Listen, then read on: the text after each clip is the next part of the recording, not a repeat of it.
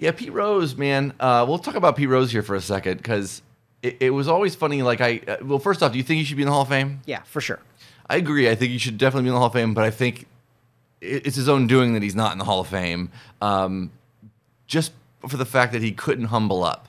Like the dude just would not humble up. Years and years, he said he didn't gamble for all those years. Then he finally admits it, but he kind of like reluctantly admits it, thinking he's going to get to the Hall of Fame by doing that. But what was funny was the most recent documentary they did on Pete Rose, and he's literally recalling like every pitch from the '60s that he had. Like he's going like in great detail, and then they ask him about gambling, and he immediately gets indignant. He's like, "Oh, you wouldn't remember that? That was like 20, 30 years ago." And it was like, come on, man. like if anybody ever needed a PR guy ever, it was Pete Rose, and he would have been in the Hall of Fame if he would have just humbled up. And now, I mean, he probably is. They're probably going to wait a couple years and then throw him in there when it doesn't, you know what I mean? But yeah, I think specifically he was kept out just because he was such a dick for so long, and he just, you know. But by today's standards, let's just say he existed in today's baseball, and that happens.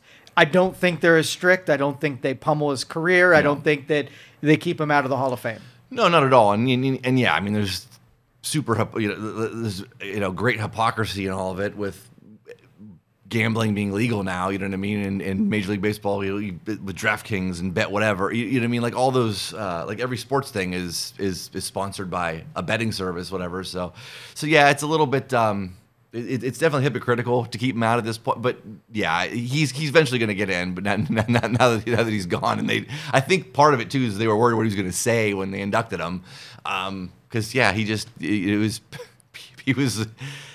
again a one-of-a-kind player, amazing on the field, but yeah, just a dick as a person, a very flawed human being off the field. But I mean, for God's sake, when you were a kid, everybody did a Pete Rose slide into second base, right? I mean, it's beyond me that somebody who carried so much weight in baseball in that era. It was first base, wasn't it? Did I say second base? But anyway, did a Pete Rose slide. But anyway, to have that much influence on baseball and not be in Hall of Fame, that's the real shame, regardless of how flawed the dude was. And the greatest nickname of all time, Charlie Hustle. I mean, it doesn't get much better than that. You know what I mean? So, like, yeah, he was, like I said, an amazing player on the field. And just everything. How's he regarded in the lore of the team? Is he... Yeah? Yeah. Well, they inducted him into the Reds Hall of Fame a number of years back. And yeah, anytime he was there, he'd get a standing O, and you know what I mean. So yeah, as far as in Cincinnati, he's a god in Cincinnati. So yeah, within the team and the organization and stuff, they've always embraced him, even well after the fact. But yeah, that did not translate over into the rest of the MLB though. No, not at all.